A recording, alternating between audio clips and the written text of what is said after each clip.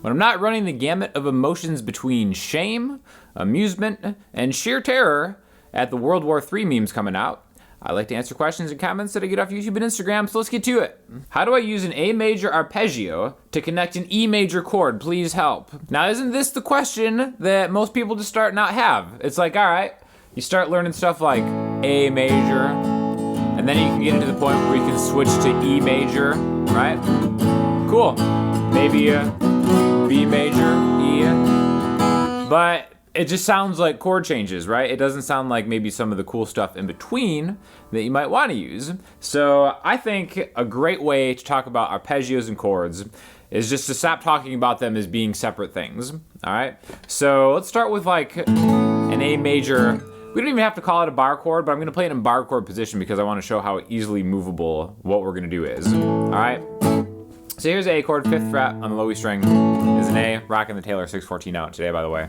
And it's like, all right, an A major is a chord, which means it's 3 different notes played at the same time, an A, a C sharp, and an E. Okay, so the first thing that I want you to do is to stop thinking of, in your mind, A major as just an A and a word, right? I think something that I almost just accidentally started doing was when I would think of an A major, in my mind, I would almost see a picture of an A, a C sharp, and an E, right? And it's the same thing, obviously, but thinking of those other 2 notes is really, really important because then you can kind of arpeggiate them and add those notes to anything that you want. All right, so in the spirit of the question, we have an A major chord, however you want to play it, and an E major chord. And let's use the notes in there to connect them, all right? So the easiest way to do it would just be to go through an A, hit an A, a C sharp, and then an E, okay? So right there, that could be something a little bit different and interesting, hitting that C sharp note in between A and E. A lot of different ways you could do it. You could do it in open position, right? There's your A major chord. C sharp would be the 4th fret on the A string, and then E major chord right here, okay? So you could just pivot off of that.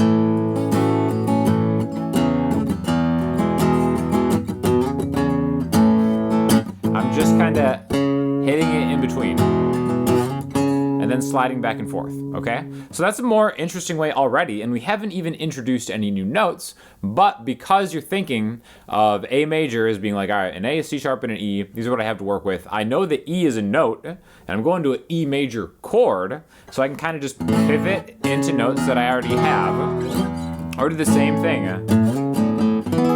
like there, right? So here's your A major bar chord, so I'm not even playing the high 2 strings, so it doesn't even count as a bar chord technically. So 5E, 7, A and D, and 6G. My C sharp is going to be the 9th fret on the E string, or like I said, the 4th fret on the A string, into an E major chord, 7, 9, 9, 9, or just 9, 9, 9, right? Now, what I think is even an improvement over even this is thinking of just a few more notes, all right? So one of the arpeggios that I like to use is this right here. There's an A. Okay? Now, what I just did there, I just played more notes in the A major scale. And some people would argue that this isn't an arpeggio or an A major arpeggio because I'm getting an A, a B, a C sharp, an E, an F sharp, the octave, again, right? But I'm gonna fight back on that because at the end of the day, the term arpeggio, the term scale, the term chord, these are just really vocab words. Like if you're playing like music, there's no distinction that you need to be making, right? Does it sound good? If it sounds good, then you're playing music, right? It doesn't matter if it's technically notes in the A scale. That's not an A major arpeggio because you played a B. Isn't that an A add 9? You'd be amazed at the amount of comments I get to like, technically that's an A add 9 arpeggio, sir, not an A major arpeggio. It's so stupid because this shape right here, I think is so valuable because any single major chord can use this, all right? Now, in any key, there's 3 major chords, right? Even if you haven't learned that yet, you definitely should check out the Patreon because I go into great detail on that. But they're all right next to each other. Like if this is my first major chord in the key, the next one's gonna start here, the 5th fret, and the next one's gonna start here, right? So they're all in the same spot. 5E, 5A, and 7A, right? E, or A, D, and E, okay? This is movable. If you're in A flat, there's the first major chord, the second major chord, the third major chord, 1, 4, 5, all right? Now this move right here are just different notes that we can always play over any major chord, no matter where it is in the key. That's why I like this a lot, okay? If we were to go through all the notes in the major scale, right? 1, 2, 3, 4, 5, 6, 7, 8, and 1 again, right? And I just play these notes right here, where I'm getting 5E to 7E to 9E to 7A to 9A to 7D. If you want to throw in 9D, go for it. I think it's perfect because if I were to number these in the major scale, I'd have a 1, 2, 3, 5, 6, 1, 2, or 1, 2, 3, 5, 6, 8, 9. Okay, and then backwards. And the only thing that makes a different chord, a different type of chord in a scale where you'll get in trouble using different shapes, because like, yeah, the 1 chord is actually a lot different than the 5 chord because the 5 chord has a dominant 7 in it. Forget about all that stuff. If you just think of these notes, you can do that on any major chord ever because they're not using the 4th note in the major scale, and the 7th note in the major scale, which will change depending on which chord you are, or whether it makes it a major 7 or a dominant 7 chord, right? Again, don't get caught up on the 7s yet. Just get this down first. So if I've got an A here, I'm just kind of riffing. I'm just playing an A chord and then following it up with some combination of these notes that I just played, right? 5, 7, 9, 7, 9, 7, 9. Super easy shape. It seems almost kind of pentatonic with those boxes that you're using, right? You can do the same thing on any of the other chords. Start it on a D major chord. Now I'm starting on the 5th fret of the A string and doing the same shape. And I can start on E. Those are all going to give me notes in this one key, this one scale that I'm using. Sounds kind of like an arpeggio, sounds kind of like you're playing scales, but when you put it together, to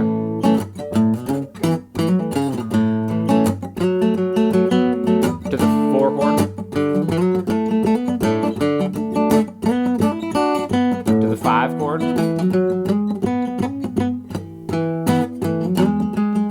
back to 1.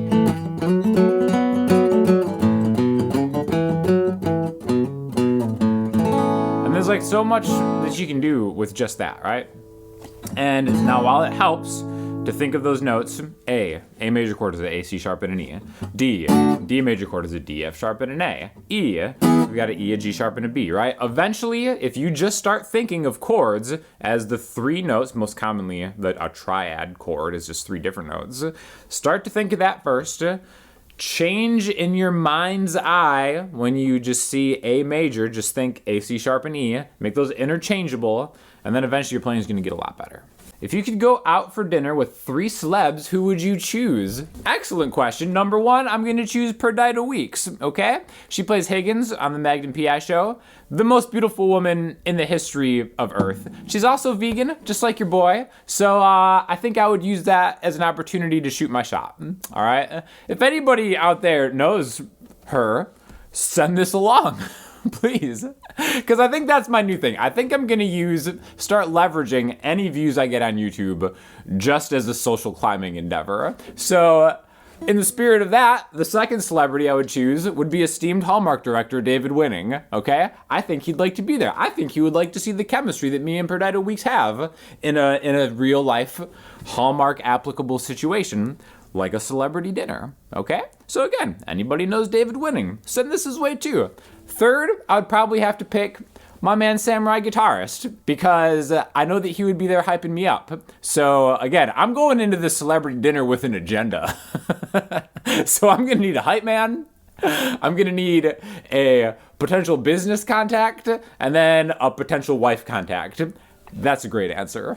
How many times have you played the 22nd fret on the A string?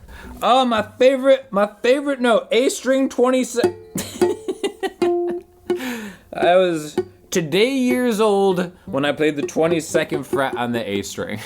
What advice would you give to a musician starting out on YouTube? My advice would be to have zero expectations. Have no expectations, only do it if it's something that you're interested in doing and just to find out if you enjoy doing it, right? I think everybody should have their stuff on YouTube just as an easy way to potentially share stuff with others, right? By sending links. Don't start YouTube with the expectation that you're gonna get like a ton of views on stuff, or if you're thinking about doing it professionally, that's tough. My advice then would be to get yourself a good therapist, because any type of social media job where you're reliant on like an algorithm for any kind of consistency in life is a difficult endeavor to begin. But by no means do I want to deter you from trying something, right? And I just think a lot of people don't realize how difficult it is to like get views on YouTube, right? So that's why if you're doing it, do it for yourself and not as like a way to potentially, reach like a billion people or whatever. Do it because it's something that you enjoy doing and you want to do it and you just want to have it to share with other people. Because once you start playing that game where it's like, oh man, this only got X number of views, that's a slippery slope into a downward spiral ending in hell. That's my advice. Do you ever use a wah? Yeah, I never really use a wah. I almost feel, isn't that somewhat sacrilegious to say in guitar world? Why has this been one of those things, along with blue jeans for me, that I see everybody else using, but I have no intention of doing it? I feel the only reason I would have a wah is just to have it and feel like, oh, well, I should have a wah. I should wear blue jeans because everybody else is doing it. I'm a contrarian. I don't own a pair of blue jeans, never have. I don't own a wah pedal. Now, not to say that I'll never own a wah pedal. Maybe there's some kind of porno music soundtrack in my future that I'm gonna need one for, but at this moment, don't need one. Why is Rob Thomas the greatest musician that's ever lived? Will you ever play your 12 string? Ha! Remember when I bought that Taylor 12 string in a late night eBay binge and then never ever played it again?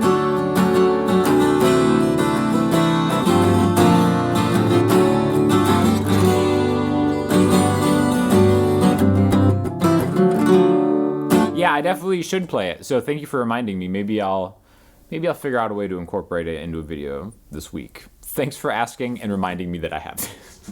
Do you listen to Kanye? No, I don't listen to Kanye.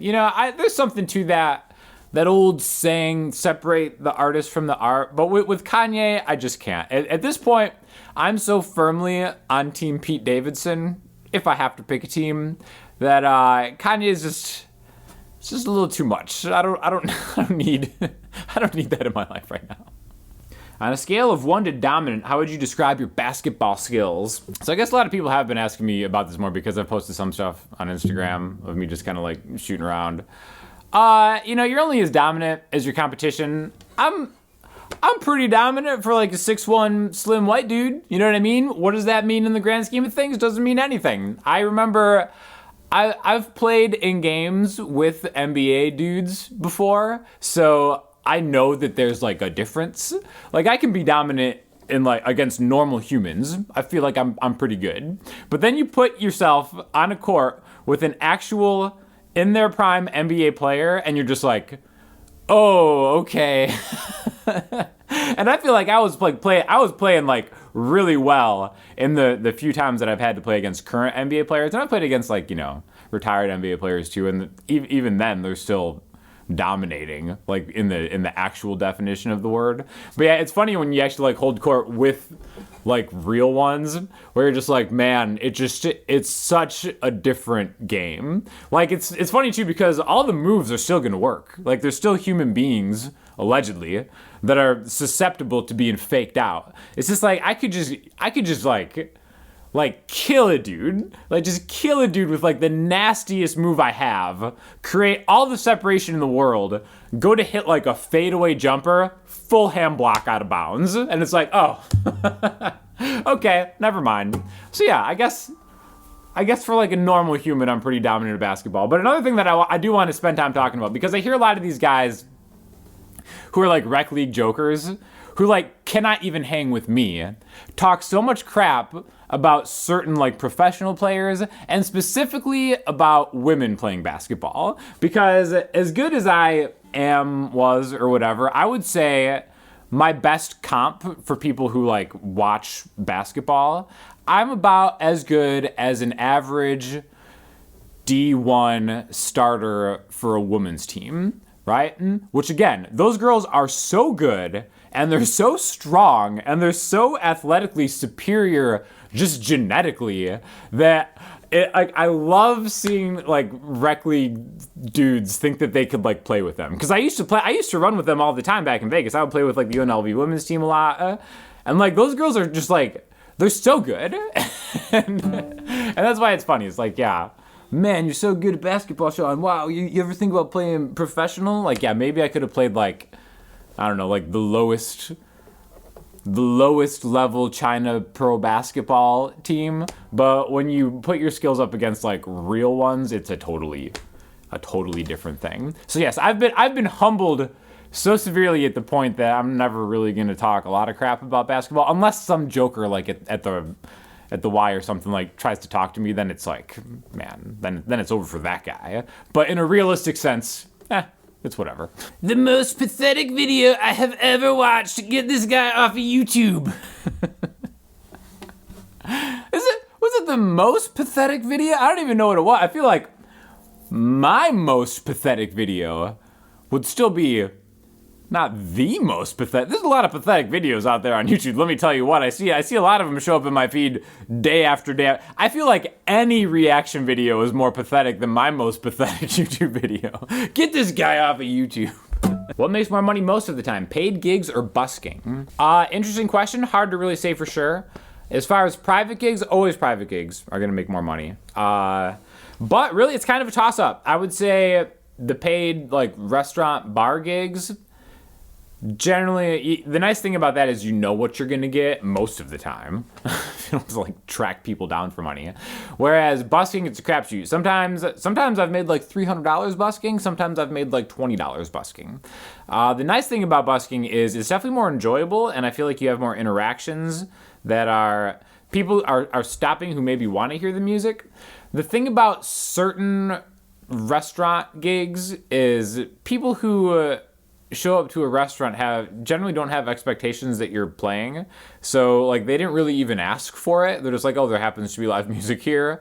I'm either gonna maybe be somewhat engaged, or I'm really gonna do my best to pretend it's not happening, which is totally fine. I've seen a lot of people play these gigs where like they get upset that people aren't listening to them. I almost kind of love that. Thinking about just getting paid to essentially just practice and provide like an ambient atmosphere is awesome, but you just have to realize that like for the most time it's not like people coming to see like a concert and they're going to be like engaged and clapping after everything. Just go there for what it is, you know what I mean? But yeah, I would say that usually the paid gigs on average probably do yield more money generally. But busking is just kind of like a lottery ticket, and it just could be one of those nights where everybody's vibing and you end up making a high end of what you usually do. All right, so for listening homework, I'm going to throw you to Hiatus Kaiyote. I was jamming to Choose Your Weapon. That whole album is so good. Such a phenomenal album start to finish. If you guys haven't heard that, the new stuff is good too, but Choose Your Weapon is just on a different level. So scale of 1 to dominant, Choose Your Weapon is a dominant album. So go jam to Hiatus Kaiyote. You'll feel in a much better mood afterwards, I promise. And if you have any questions or comments, hit me up in the comment section, Instagram, Twitter, or the website.